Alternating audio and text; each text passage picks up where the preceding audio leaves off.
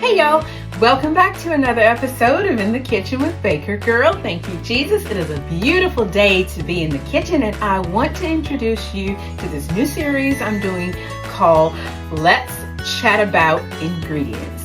In this series, I'm going to take you through the foundational ingredients that we all should use and should have in our kitchen as bakers. I mean, flour, butter, sugar, salt, eggs, those foundational things that every baker uses every day in the kitchen. The importance of what types you use, down to brands, different types of proteins when it comes to flours, how much fat in the various different brands of butter that we buy in the grocery store, eggs, which one is better, brown eggs, white eggs, pasture-raised eggs, store-bought eggs. So I'm going to go through this series and we will be going along talking about all of those foundational ingredients that you use as a baker or indeed as a cook in your kitchen every day. So I hope you will enjoy this series. If you have any ingredients or foods that are foundational in your kitchen that you would also like to see discussed in this series, leave a comment and let me know, and I will be more than happy to include them in this Let's Chat About Ingredients series. I hope you will enjoy it and stay tuned. Now, as I am a baker, I thought it was only fitting that I start this first episode off with talking about one of my absolute favorite things to get my hands on, and that is flour. A baker's favorite ingredient, which is flour. So today I'm going to talk about different types of flours down to brands, proteins, and what that means, bleached versus unbleached, all-purpose versus bread, versus whole wheat versus high gluten, all the different little things that you need to know so you can make the best choice, because different flours produce a different effect in your baked goods, whether it's cakes, it's pies, it's bread. The type of flour that you use when you're baking, depending on what you're baking, has a huge difference on your baking. So today, that's what I'm going to be discussing in this first part series, Let's Chat About.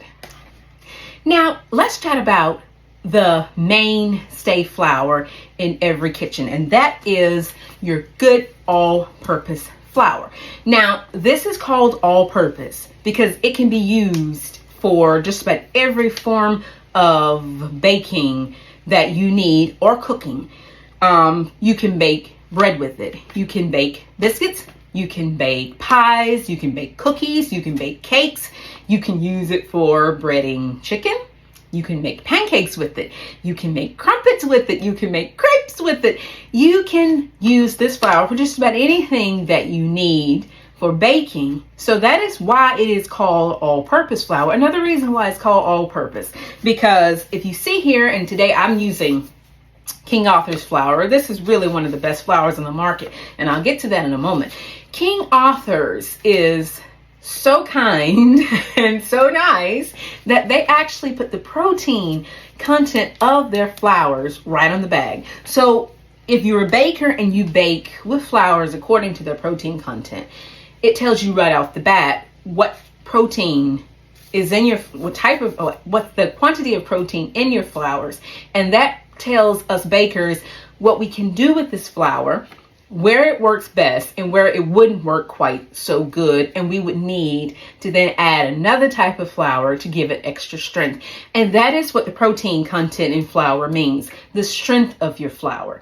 So I will get to that in a moment, but the protein content does matter because it will tell you whether your cake will be tender. It'll tell you whether your cookies will be nice and chewy. It will tell you whether your biscuits will be soft or not. So that does matter. Now, this is a good flour for any type of baking, as I've said. However, if you're going to start off with bread, say you want to bake a good loaf of bread, you can bake a very good loaf of bread with this. But because when you're baking, you're building up gluten, and you need protein to build gluten. Now, bread needs a higher gluten because, of course, when you slice into the loaf of bread, you get that nice, chewy. When you're kneading it, you get that stretch. That is all down to the protein in the flour. So if you look here to my right, you will see this is bread flour. The reason why it's called bread flour is because it has a higher protein, which is what bread needs. You don't want cookies with a chew, you want chew, but not like a breadiness. So this would be far too much protein for cookies. Perfect bread though, because we want that stretch. Now, the King Arthur's bread flour has a 12.7% protein content, and that's very good for just general baking. You can bake a good sourdough with it. You can bake a good brioche with it. You can use it for yeast rolls. You can use it for hamburger buns, any type of baking that you don't need. You need obviously gluten, but not that over the top amount of gluten that you would want in, say, a pizza crust or bagels. Those are the things where a higher protein flour, such as a high gluten flour, which has a 14% protein, and that's the highest protein you can get in any flour. That comes from a particular type of wheat. Now, for baking, and let's go back to the foundation of a good loaf of bread, where let's just say you just want a basic loaf. So what I would do, I would blend, and I would use on 3/4 of my bread flour and 1/4 of my all-purpose flour. That gives you, the bread flour will give you that nice glutinous, stretchy, high-rising loaf. The all-purpose flour will come in at a little bit of a lower protein, and that will give you a nice soft loaf. So you put the two together, you get a nice ideal bread. Now for your all-purpose flour, down to brands, and let's talk about brands for this. This is King Arthur's flour, and in my grocery store, this flour runs between $4.99 for a 5-pound bag to $5.99 for a 5-pound bag. Now, they do have organic. They do have organic all-purpose flour, and I think that one is, I think it's $9.99 for a 5-pound bag. Now, in some cases, $5 for a bag of flour could be a little expensive, especially if we're on a really tight budget. That could be a little bit expensive. So I would reserve my more expensive, more, I guess you could say your higher end flours. I'll reserve that for my baking. If I know I want to make a cake or a loaf of bread or some biscuits or whatever, I wouldn't use this for battering chicken, making gravy, if you just need a little flour to throw, thicken a soup or something like that. I don't use this flour for anything other than baking because I am a cost conscious cook. And for me, that would be a bit of a waste. If you're making a gravy, nobody's worried about protein contents, and all of those sort of things. So for that, my suggestion would be to use a store brand flour. And that would, you don't have to, it's a little, store brand flours are a little more cheaper. They are cheaper. And as long as it's unbleached, and I'll talk about unbleached in a minute, as long as it's unbleached, you're not worried. You're just sprinkling a couple of tablespoons to thicken a chili or something. You're not worried about, the higher end flours. So I would reserve store brand flours for those things, unless that's if that's what you can afford. By all means, buy what you can afford. Don't buy what you cannot afford. Now over here to my left, I have whole wheat flour, and this is Bob's Red Mill whole wheat, 100% whole wheat flour. Whenever you're buying whole wheat flour, always make sure it's 100% whole wheat. Whether you buy organic or not is entirely up to you. This is not organic, but Bob's Red Mill, kind of like King Arthur's, these two are not organic either. But the quality of their even basic flours are so good, I don't even worry about whether or not it's organic. And they're more affordable in my range for my everyday use than say, the organic is double the price. If you can afford it, or if that's what you prefer, by all means, buy what you can afford. Now, Bob's doesn't have the protein content labeled on their whole wheat flour, but a whole wheat flour is usually right around between 12 and 13% protein. And that's higher than the bread flour. So you get more chewiness, such as, if you were baking a bagel, you were baking bagels, or if you were making a good whole wheat loaf. Now, because the whole wheat flour, it is exactly what it says. It is the entire wheat kernel that is ground. Nothing is removed, nothing is sifted out. As in our all-purpose flour, the bran and the germ has been removed, and you're just left with the endosperm, which is the very center of a wheat kernel, because a wheat kernel is in 3 layers, kind of like an onion, but not. So when you buy white flour such as this, it's not bad, because I know a lot of people think, oh, white flour is bad. It's not bad. It's just that the germ and the bran has been removed. So some of the nutritional value has been removed, because the bran is where the fiber is. The bran and the germ has fiber, and they both have different health benefits. The bran is higher in fiber. The germ is higher in other vitamins and nutrients. So it's called whole wheat flour because it's the entire wheat kernel that's ground.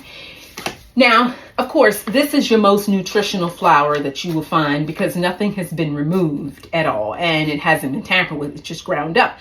But because the bran and the germ are a little tougher, you can, you want to use that word, just a little bit more, there's more bulk to it. If you make a loaf of bread purely out of this, your bread will be delicious. It will be super healthy, but it could be a little bit dense. It won't have that fluffiness, because the bran and the germ weights will weight it down a little bit. So whenever you're making, you can make a perfectly good whole wheat, 100% whole wheat loaf, and they're very good. But I always combine a little bit of all-purpose flour with my whole wheat flour, just to make sure that I'm getting the best of both worlds. So these are your 3 basic flours that you would use every day, or as bakers will use every day in the kitchen. Now, let's talk about bleached versus unbleached. Now, I do not personally myself, I don't use bleached flour for anything whatsoever. And this is a personal choice for me. It doesn't matter whether it's 10 cents a pound. It could be free.